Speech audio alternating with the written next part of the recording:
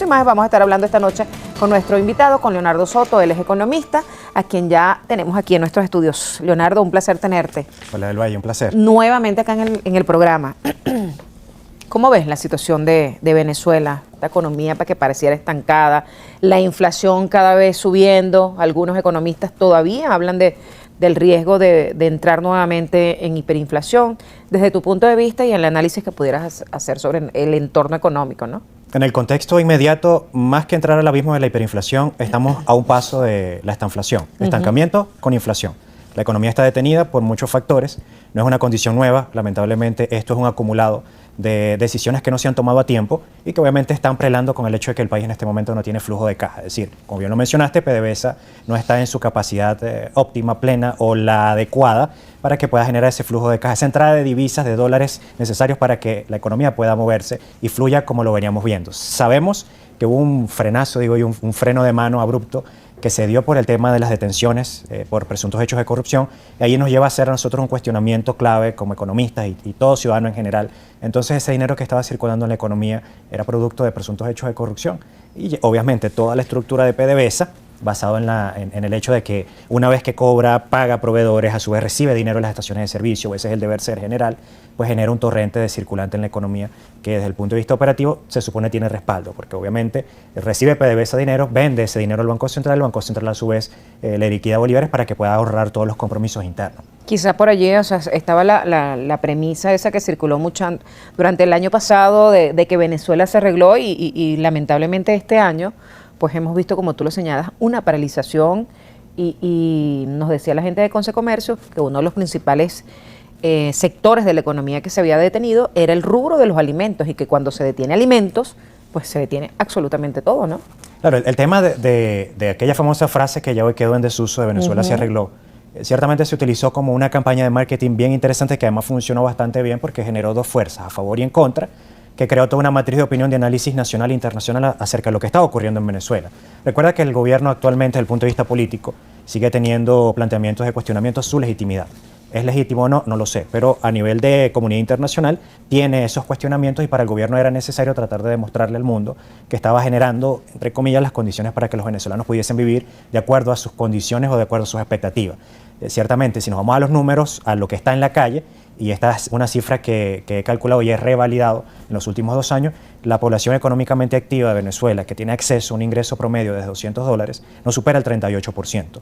Para que una población tenga, digamos, una proyección de calidad de vida, esto debería ser un 75% de esa población económicamente activa, y no a $200, que es la media actualmente en la calle, sino al salario mínimo media de América Latina, que es $350. Yo sostengo esta cifra, y de hecho pasó de un 35% antes de la pandemia a un 38% en la actualidad, producto precisamente de esos pagos que comenzó a hacer el gobierno a partir de una recuperación relativa de la actividad petrolera, porque hay que reconocer que en algún momento, o en nuestro peor momento petrolero, llegamos solo a generar 350.000 barriles diarios de petróleo, y actualmente estamos alrededor de los 730, 750.000. Pero no hemos subido de allí, para nada, y además hubo una promesa del presidente Maduro de llegar hasta los 2 millones de barriles, esto ni siquiera llegamos al 1 millón de barriles. Claro, el asunto y pareciera que cada vez, se ve más lejos, ¿no? Claro, el asunto de esto del Valle es inversión, es todo lo que implica actualmente la reactivación de la industria petrolera, principalmente en el estado Zulia, que ha sufrido una baja importante en infraestructura, en operatividad, en talento humano,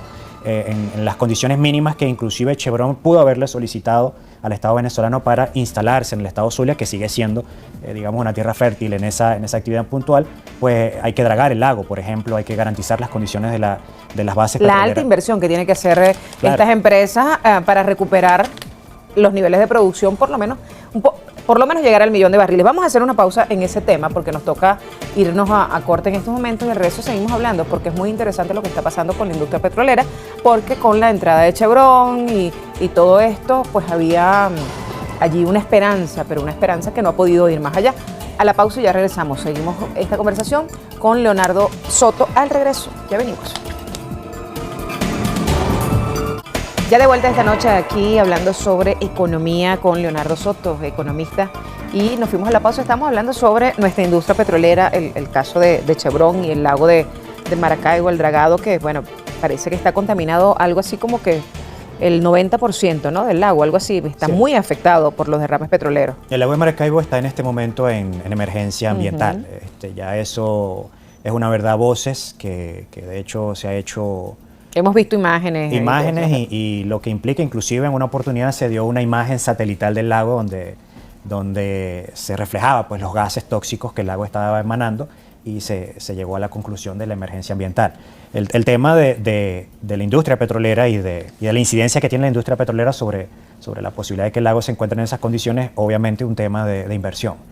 Inversión no de ahora, sino una inversión que se ha tenido que hacer durante muchos años, décadas, por supuesto, para mantener todo lo que es ese entramado de tuberías subterráneas, todo lo que es la circulación constante de embarcaciones que movilizan. Una inversión que debió haber realizado PDVSA y que no la realizó y que en estos momentos está pesando muy fuerte porque tenemos una economía prácticamente paralizada cuando nuestro principal producto de exportación y por supuesto de divisas al país es el petróleo. Fíjate, Del Valle, te voy a hacer vamos a hacer un análisis desde lo macro a lo micro, ¿no? Y aprovechando que lo político está sobre la mesa, vamos a hablar de lo político desde lo económico. El gobierno está desesperado, y cuando digo desesperado me refiero a nivel económico, porque ciertamente la población venezolana está tomando como un nuevo giro al análisis de cuál es la tendencia que apoyo en función de cuáles son mis actuales condiciones de vida.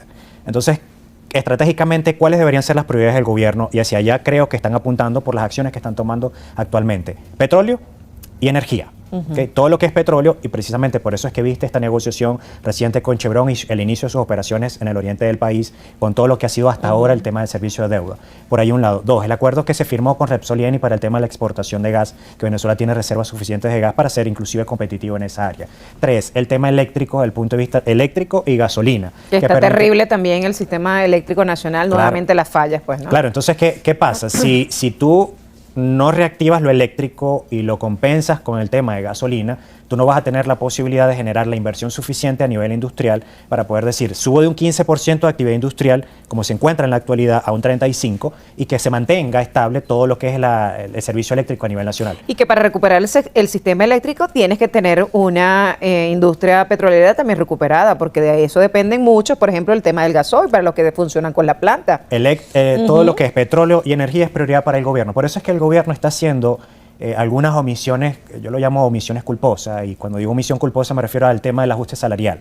Sí, es decir, bonifiqué el salario, existen necesidades en el entorno, hago como que una especie de pausa a tratar de no ver mucho lo que está ocurriendo en la calle, porque su prioridad es lo macro. ¿Y por qué es lo macro? Porque sin ese flujo de caja que genera el petróleo y cualquier derivado de este, y esa inyección oportuna al tema de electricidad y al tema de gasolina, vamos a seguir viendo hechos dramáticos como los que estamos viendo en el occidente del país y hacia los Andes, que es una migración aún muy elevada tanto hacia el centro del país como fuera de Venezuela, que puede convertir al estado Zulia, que puede convertir a ciudades de Mérida, ciudades de Táchira, técnicamente en ciudades fantasmas, cuando tenemos en todo ese borde fronterizo, además de ganadería, además de agricultura, tenemos turismo y otra serie de actividades que son muy importantes para que el país pueda diversificar su actividad económica, como lo ha planteado el ciudadano Nicolás Maduro. Sí, pero lamentablemente esa diversificación de la economía depende también básicamente de la industria petrolera, porque para movilizarse no tienen el gasoil, no tienen la gasolina, terrible, hemos visto en las últimas semanas el bote de algunas de las producciones,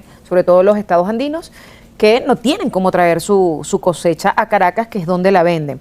Ahora, fíjate una cosa, Leonardo, ya que tú unes el tema político con el tema económico, y creo que obviamente es así, porque la situación en Venezuela, la resolución del tema económico pasa necesariamente también por la resolución de un tema político sumamente complejo. Estamos en la antesala a lo que va a ser la elección presidencial del año 2024. En estos momentos el gobierno, Nicolás Maduro, que quiere nuevamente repetir en la presidencia, tiene un panorama bastante complicado, tiene una popularidad que si bien se ha venido recuperando, no supera el 25%, y no teniendo una industria petrolera sólida que le genere recursos, la baja producción que hay en estos momentos, la baja productividad con las empresas, tiene una reelección, si uno lo mide desde ese punto de vista, complicado, porque tienes una población que está en promedio, tú decías un 38% que gana $200 dólares. $200 es el ingreso, no te da para por supuesto, mantener y suplir todas las necesidades que tiene una familia por lo menos de 4 miembros. Se las ve muy difíciles. ¿Cómo ves tú ¿Crees tú que esa estrategia que está realizando el gobierno de irse a lo macro pudiera estar dando resultados para el año que viene?